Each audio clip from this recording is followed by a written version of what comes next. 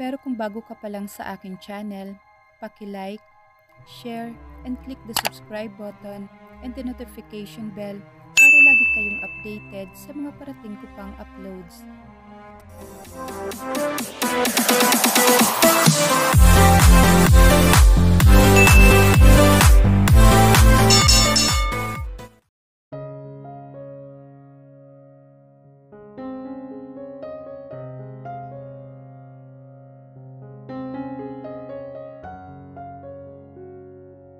Iminulat ni Dave ang kanyang mga mata at tiningnan niya si Camille na mahimbing na natutulog sa kanyang tabi habang nakaunan sa kanyang braso at nakadantay ang hita nito sa kanyang mga hita.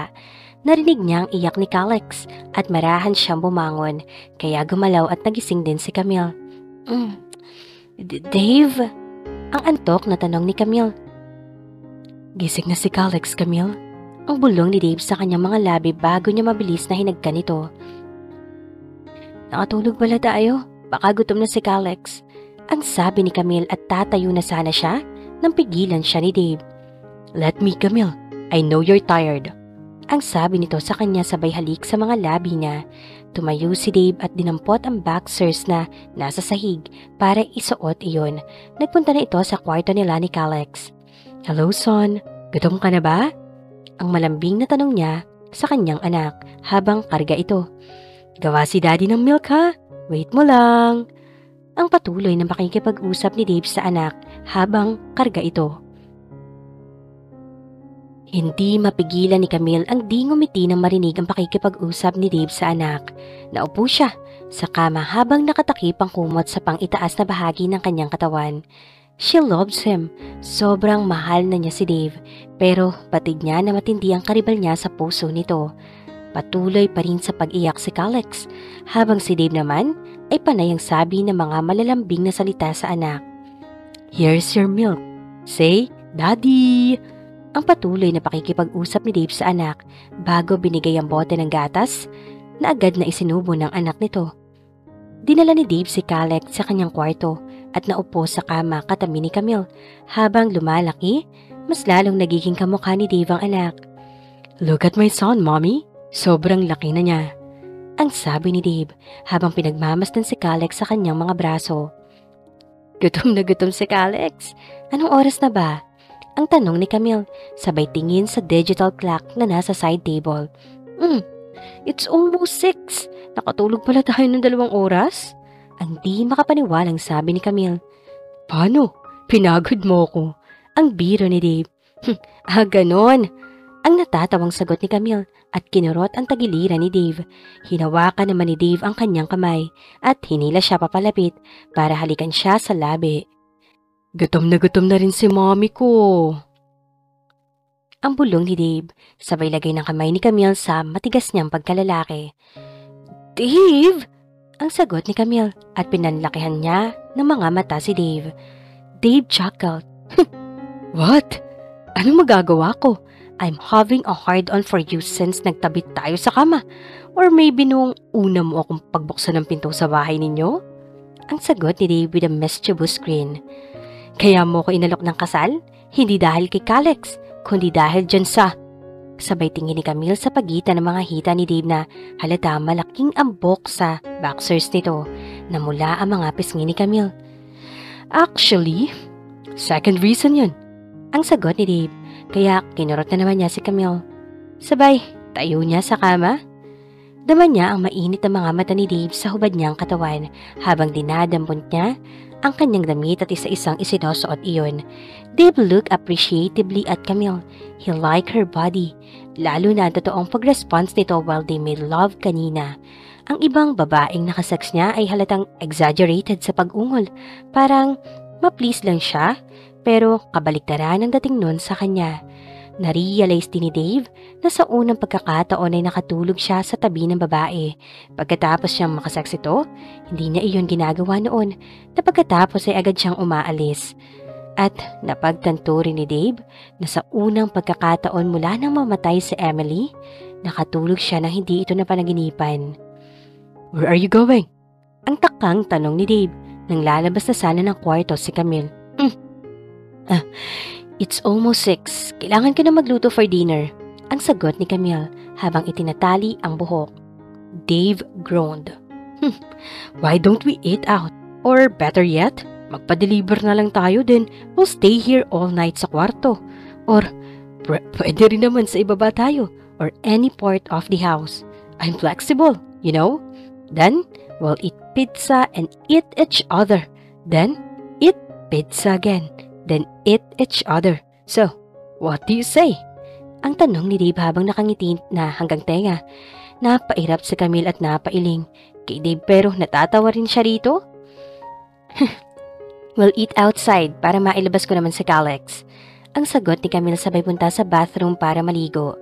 Dave groaned at lumabi pa. Camille! Ang sabi nito. Oh, Dave! Dave! Ang sigaw ni Camille. She was on all fours.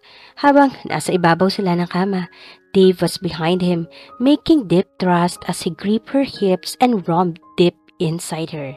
Camille found her release, and at a moment too soon, Dave groaned out loud as his arm poured inside her. Humihingal na dumapa si Camille sa kama, hinagka ni Dave ang kanyang batok at bumaba siya ng kama para maglinis ng katawan. Pagkabihis ay nagsuot siya ng robe at bumaba ng kusina para initin sa oven ang pinadeliver nilang pizza. I'll have the last piece. Ang sabi ni Dave sabay dampot sa huling slice ng pizza margarita. Pinalo ni Camille ang kamay ni Dave at napanganga si Dave sa gulat sa kanya. Pinanlakihan ng mga mata ni Camille. I'll have the last piece, ang sabi ni Camille, sabay dampot sa huling slice ng pizza sa box. Nakatingin lang sa kanya si Dave habang masarap niyang kinakain ng pizza at exaggerated pa ang pagsubo at pagnguya sa pizza. Dave squinted his eyes on her while he sipped his wine. You're going to regret that. Ang banta sa kanya ni Dave. Isang matamis na ngiti naman ang isinagot ni Camille sabay sabi ng, Really? Na tila hindi siya naniniwala sa banta nito. Nasa kwarto silang dalawa. Tinamad na rin silang lumabas para kumain. Kaya tulad ng unang ideya ni Dave, pagkatulog ni Alex ay nagpa-deliver sila ng pizza. Saka nagbukas ng wine si Dave at dinala sa itaas. After they made love for the second time, saka lang sila kumain ni Dave. Pareho silang naka-robe at nakaupo sa couch. Bakit di tayo mag-out of town bukas? Ang sabi ni Dave. Wala ka bang engagement bukas? Ang tanong ni Camille while she sipped the remaining wine in her glass. Dave shook his head. Sa isang araw pa. And besides, di ba sabi ko sa'yo na pwede? Pwede kang magtrabaho kahit saan. Ang putol ni Camille. Saan mo naman gusto magpunta? Yung malapit lang sa metro. Mga ilang oras lang na drive. Ayoko naman na maubos ang oras natin sa travel lang. And I have to get back here also. Bago ang isa pang contract signing ko with an investor. Ang sabi ni Dave. Gusto ko sa beach. Ang sagot ni Camille. May alam ka ba na malapit lang? I don't know. Ang sagot ni Dave. Then his face lit up. I know. Bakit hindi kayo nagpasabi man lang na pupunta pala kayo? Ang sabi ni Shawnee sa anak na si Camille. Nagulat na lang sila na dumating sina Camille at Alex kasama si Dave sa kanilang bahay sa Bataan. Pasensya na po ma, biglaan ang punta namin dito. Si Dave po nakaisip na dalawin ka namin. Ang masasayang sagot ni Camille. Pagkapunta nila sa bahay ng tiyahin, ay sinundo nila ang mga ito para dalhin sa inupahang beach house ni Dave. Dumaan sila ng palengke at namili ng iba't ibang pagkaing lulutuin. May manok, baka, baboy at seafood na pang-ihaw. Agad na naging abala ang mama ni Camille at tiya nito sa kusina ng beach house na kompleto sa gamit. Nilingon ni Shawnee ang mag-ama na nakahiga sa duyan sa ilalim ng puno. Maririnig ang malakas na tawanan ng dalawa at kitang-kita na nag-e-enjoy sina Dave at Alex. Ang saya-saya na mag-ama, ang sabi ng mama niya sa kanya. Opo, mabuti nga at nagkaroon kami ng pagkakataon na makadalaw sa inyo rito, ang sabi ni Camille. Napansin ni Shawnee ang kakaibang aura ng anak. May kung anong saya ito sa mukha na ngayon pa lang niya nakitang muli. Ang huling pagkakataon na nakita niyang ganun ng anak ay nang ipanganak si Alex. Mukhang napakasaya mo rin, Camille, anak. Ngayon lang kita ulit nakitang ganyan kasaya. Ang sabi ni Shawnee sa anak. Nginitian ni Camille ang kanyang ina. Sabay lingon niya kina Dave at Calex. Oo, napakasaya niya. Opo, mama. Masaya po ako. Ang sagot ni Camille. Isang ngiti rin ang rumehistro sa mukha ng ina. Natutuwa ako kung ganun na. Hindi ka nagkamali sa naging desisyon mo. Ang sagot ni Shawnee. Patawarin mo sana ako, anak, kung hindi ako nagpunta sa kasal mo at sa mga nasabi kong masasakit na salita noon. Nagtiwala sana ako sa desisyon mo at saka kung hinusgahan ko agad si Dave. Tiningnan ni Camille ang kanyang mama at inakbayan niya ito. Hindi niyo kailangan na humingi ng patawad, ma. Alam ko naman na iniisip mo lang ang kapakanan ko. Ang sabi niya sa ina. Saka, hindi ba at nagkausap na kayo ni Dave kanina? At sinabi nito na naintindihan ka niya. At humingi rin siya ng tawad sa inyo tungkol sa nangyari kay Faye. Naputol ang pag-uusap nila nang pumasok na sa loob si Dave at bitbit si Calex. Camille, halika na at mag-swimming na tayo. Ang yaya ni Dave sa kanya. Mamaya na, tinutulungan ko pa si na mama na magluto. Mainit na yata sa labas. Wag mo nang ilabas si Calex. Ang sabi ni Camille. Nakatulog na nga. Ang sabi ni Dave kay Camille. Lumingon naman si Camille at nakita niya ang tulog na ngang si Calex sa mga bisig nito. Ihiga mo na si Calex sa kwarto. Lagyan mo ng maraming unan sa tabi niya. Tapos yung baby monitor, wag mong kalimutan na ilagay sa tabi niya. Ang utos ni Camille. Bakit hindi mo na samahan si Dave, Camille, na mag-swimming? Kami na ang bahala ng tiya mo rito. Hanggang bukas lang kayo at sulitin nyo na ang araw. Ang sabi ng kanyang mama sa kanya. Thanks, ma. Ang mabilis na sabi ni Dave sa mama ni Camille. Halika na, Camille. Sumunod na si Camille kay Dave sa kwarto at inayos nila si Calex sa kama. Magpalit ka na ng damit. Di ba may bathing suit ka na dala? Ang sabi ni Dave habang pinagmamasdan si Camille na abala sa paglalagay ng unan sa paligid ng anak. Bathing suit? Ang daming tao sa beach. Ang di makapaniwalang tanong ni Camille. So what? Ano ka? Mag-winter jacket? Sus! Ang sagot ni Dave at ngumuso pa ito. Wag mo nga akong gayahin sa ex-girlfriend mo na si Kelly.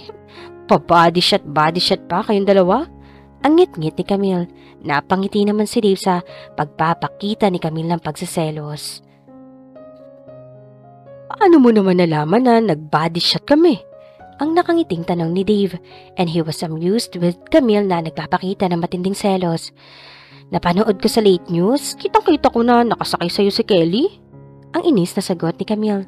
Kumunot ang noo ni Dave at napaisip siya. Late news? Sabi niya maaga siyang natulog. Ang late news ay pang 12:00 na ng gabi. Ang sabi ni Dave sa sarili at nang malaman ni Dave ay lalong lumapad ang ngiti nito sa labi. So, you did wait for me. Ang sabi niya kay Camille. Hindi no? Ang pagtanggi ni Camille. Oh, my jealous wife. Ang natatawang sabi ni Dave. Hindi sumagot si Camille, kaya hinila siya ni Dave papalapit sa kanya. Kanina mo pa ako tinutokso, Camille. Habang palakad-lakad ka sa harapan ko. Ang bulong ni Dave sa tenga ni Camille at marahang kinagat-kagat iyon. Nakiliti si Camille sa ginagawa ni Dave at napasinghap siya nang maramdaman ang kamay ni Dave sa loob ng kanyang shirt. And he started kneading her breast. Her nipples reacted dahil naniga sa mga iyon dahil sa mapaglarong daliri ni Dave. Dave, baka marinig tayo nila mama. Ang sabit ni Camille habang nakapikit at sarap na sarap sa ginagawa ni Dave. Sa patuloy na paghalik sa kanyang leeg, itinaas nito ang laylayan ng kanyang shirt. Kaya litaw na ang dibdib niya at abala na ang kamay nito sa paglamas ng kanyang dibdib. Then, don't moan. Ang bulong ni Dave sa kanyang tenga. Don't moan? Mapipigilan niya ba yun lalo na at halos manginig na ang katawan niya sa ginagawa ni Dave? Dave! Hindi Ang impit na ungol ni Camille at kinagat niya ang kanyang labi para walang lumabas na tunog sa kanyang bibig at baka marinig sila ng kanyang mama at tiya na nasa labas lang ng kwarto. Sinimulan na kasi ni Dave na sipsipin ang kanyang nipples at napasabunot na siya rito. Agad na hinubad ni Dave ang pang-ibabang saplot ni Camille. Ibinaba naman niya hanggang kalahan ng puwitan ng kanyang gartered board short para ilabas ang kanyang pagkalalaki. Binuhat ni Dave si Camille.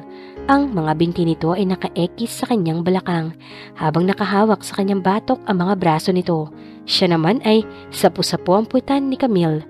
Isinandal niya si Camille sa dingding at ipinasok na niya ang kanyang pagkalalaki sa naghihintay na pagkababae ni Camille. Agad na napakagat si Camille sa kanyang labi. Pilit niyang pinipigilan ang mapaungol sa kabila ng masarap na pakiramdam ng punong-puno niyang kalooban. At mas lalo na magsimula ng maglabas-pasok ng malaking pagkalalaki si Dave. Nakapikit at kagat-kagat niya ang kanyang labi at impit na tunog lang ang lumalabas sa kanyang labi. "Don't moan, Camille!" Ang bulong ni Dave sa tenga ni Camille habang patuloy ang pagbayo niya rito. "Oh God, please!" Ang bulong ni Camille. Kaunti na lang at sasabog na siya. Hinugot ni Dave ang pagkalalaki niya at napadilat si Camille. "Dave, no!" Ang malakas niyang sabi at muli niyang kinagat ang labi niya. "That's for not giving me the last slice of pizza." Ang mahina at nakangiting sabi ni Dave. "Dave!" Ang sambit ni Camille. "Say it!" Ang bulong ni Dave. "Please, Dave, please!" Ang mahinang sabi ni Camille at agad naman niyang naramdaman na pumaloob ang pagkalalaki ni Dave. "Don't stop! Harder, Dave, harder!" Bulong ni Camille. At yun nga ang ginawa ni Dave. Habang nakasandal si Camille sa dingding at sapo niya ang puwet nito, binilisan at idiniin pa ni Dave ang pagbayo kay Camille hanggang sa nadaman niya na tila sinasakal na ni Camille ang kanyang pagkalalaki. Napaliyad si Camille nang tuluyan na niyang inaabot ang sukdulan at si Dave naman ay hindi tumigil sa pagbayo kay Camille hanggang sa muling sumirit ang mainit niyang punla sa kalooban nito. "Now, go, wear your swimsuit." Ang bulong ni Dave sa mga nakabukang labi ni Camille dahil sa paghahabol ng hininga. Nakahiga sina Dave at Camille sa duyan habang nakatanaw sa dagat at pinapanood niya ang paglubog ng araw. "Mom, would have loved this," ang mahinang sabi ni Dave. Camille sighed with contentment habang nakasandal ang likod sa dibdib ni Dave. "Siguro, dapat natin itong ulitin kasama sina Mommy at Daddy para makilala rin nila si Mama. I'll look for a land here near the beach para mapatayuan ko ng bahay para may sarili na tayong beach house na pwede nating puntahan every weekend." "I love that," ang nakangiting sagot ni Camille. She felt so relaxed and contented. Maya-maya ay bumangon na si Camille. "Saan ka pupunta?" ang tanong ni Dave. "I'll have to check Alex. Baka ini-spoil na ng dalawang lola sa loob. I'll be back," ang sabi ni Camille sabay halik sa mga labi ni Dave. Naupo si Dave sa duyan at tiningnan ang papalubog na araw. Iniisip niya ang mga nangyari sa kanyang buhay. Ang mga nangyari noong nagsama sila ni Emily, noong mapait na pagkawala nito, at ang pagdating ni Alex at Camille sa buhay niya. Kasabay ng paglubog ng haring araw na sumisimbolo ng katapusan at ang muling pagsikat nito, kinabukasan na hudyat ng panibagong simula.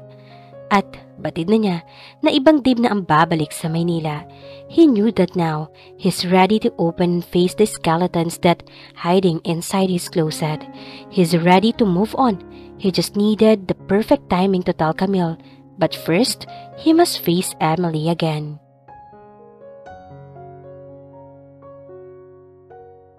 Ibang Dave na nga ang bumalik sa kanilang bahay. Mula nang umuwi sila galing ng Bataan, kakaiba na ang mga ngiti nito. Ang mga tingin nito at parang nawala na ang bigat na tila karga nito sa kanyang mga balikat. Naiba na rin ang relasyon nila sa bahay. Naging malapit na silang dalawa at mas tinuturuan na rin ni Dave si Camille sa pamamalakad ng negosyo nito. Minsan na rin niyang isinama si Camille sa opisina nito at ipinakita ang pamamalakad niya sa negosyo. Ipinakilala din ni Dave si Camille bilang kanyang asawa sa buong employees ng kumpanya nito. Ginawa na siyang parte ni Dave ng buhay at negosyo nito. Dave also valued Camille's opinion before he made a final decision when it comes to the business. Sa tuwing may mga doubts si Dave sa magiging desisyon niya sa negosyo, di ito nag-aatubili na kausapin at tanungin siya para makuha ang kanyang opinyon. taimtim itong nakikinig sa kanya. Kung sundin man o hindi ni Dave ang opinyon niya at baliwalangan lang kay Camille, ang importante ay nagpakita ito ng pagpapahalaga sa kanya bilang hindi lang asawa kundi kapareha. At sa tuwi na naman ay ang opinyon niya o suggestion niya ang sinusunod ni Dave. At hindi nagsisimula at natatapos ang araw nila na hindi nangungusap ang kanilang katawan. At pansin ni Camille na hindi na rin ito nananaginip sa tuwing natutulog silang magkatabi. Ibig sabihin ba nito na nakalaya na siya kay Emily? Ang umaasang tanong niya sa sarili. Pero itong nakalipas na araw ay nakaramdam na naman siya ng pangamba. Dahil mukhang hindi pa rin sila tinatantanan ni Emily. Dahil napansin ni Camille na mas napapadalas ang pagdalaw ni Dave sa loob ng silid ni Emily. Although patago pa rin ang pagpasok doon ni Dave, ay sinusundan siya ni Camille. Kumikirot ang kanyang puso sa tuwing makikita niya si Dave na papapasok sa loob ng kwarto niyon at mag-stay na matagal. Masakit para kay Camille na sa kabila ng kanilang magandang pagsasama ay tila si Emily ay isang malaking pader sa kanilang dalawa. Gusto na sanang kausapin ni Camille si Dave tungkol kay Emily. Kaya lang, natatakot pa rin siya sa magiging reaksyon nito. Tila naglalakad pa rin siya sa manipis na yelo.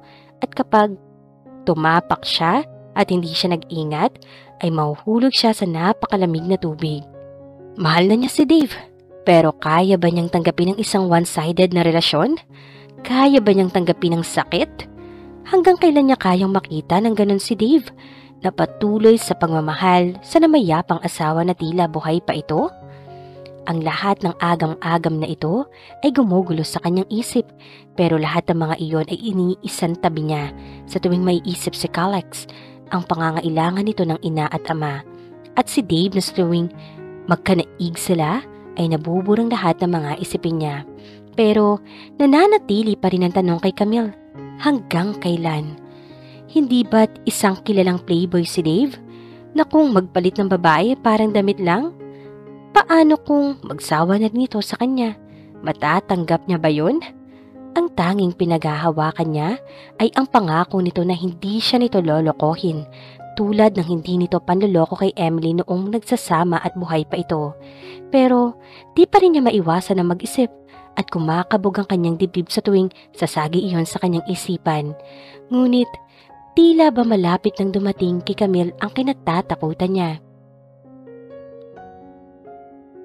Iminulat ni Dave ang kanyang mga mata. Tiningnan niya ang digital clock sa katabing lamesa. 5 na ng umaga. At tulad ng magsimula silang magtabi ni Camille sa pagtulog, hindi na siya dinalaw ni Emily sa kanyang panaginip. Sa loob ng 5 taon, ngayon lang niya ulit nadama ang pakiramdam ng pagiging malaya at masaya. At dahil iyon sa babaeng natutulog sa tabi niya. Ito na ang araw, ang sabi ni Dave sa sarili. Ang araw na pinakahihintay niya. Dahan-dahang bumangon si Dave para di niya magising ang natutulog na si Camille. Naupo siya sa gilid ng kama at dinampot ang boxers na sa sahig. Nagsuot din siya ng t-shirt at gartered shorts. Saka siya lumabas ng kwarto. May lukso ang bawat niyang hakbang habang papunta siya sa hardin. Nakita niya ang mga bulaklak na peones. Lumapit siya sa mga ito at pinagpipitas ang lahat ng bulaklak. Pagkatapos ay nagtungo siya sa kusina para ilagay sa isang bote ang mga bulaklak sa kanya nilagyan ng tubig. Muli siyang umakyat at sinilip niyang muli si Camille na nakahiga pa rin sa kanilang kama.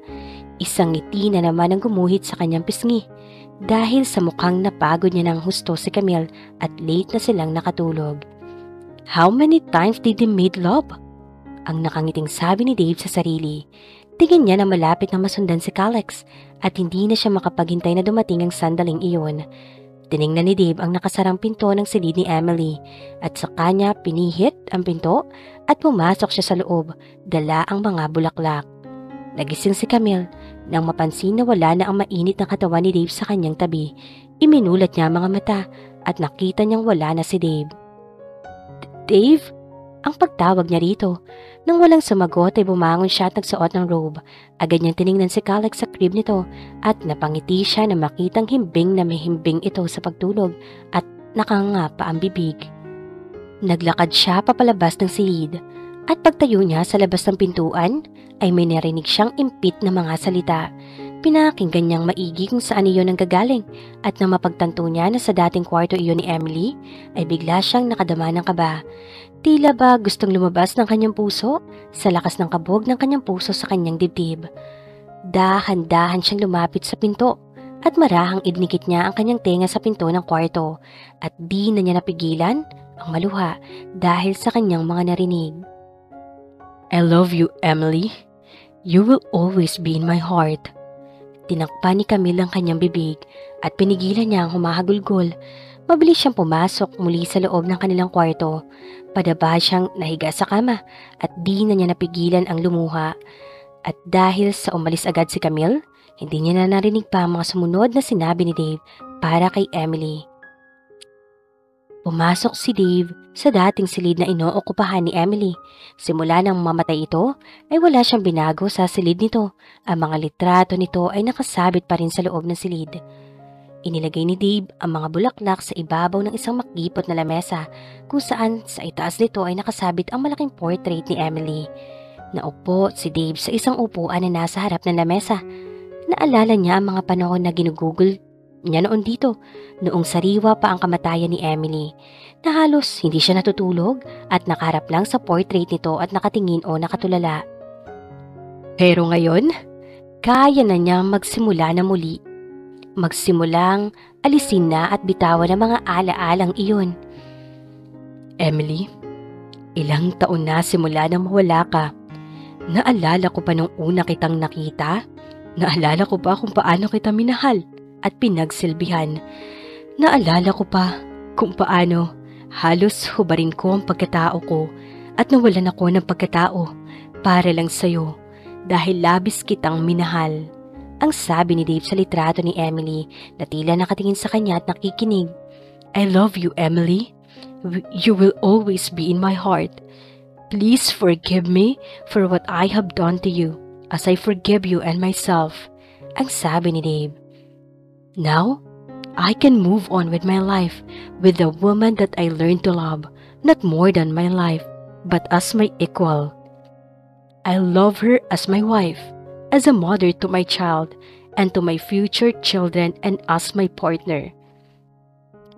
This will be the last chance and time that I will speak to you, to myself about you, because starting today, I am letting you go and all the things inside this room. Ang sabi ni Dave. Tumayo na siya at hinaplos ang portrait ni Emily at lumapit siya sa isang closet. Binuksan niya iyon at inilabas niya ang mga nakatagong gamit ni Emily, mga litrato, mga souvenirs nila para sa tingnan ng mga ito sa huling pagkakataon.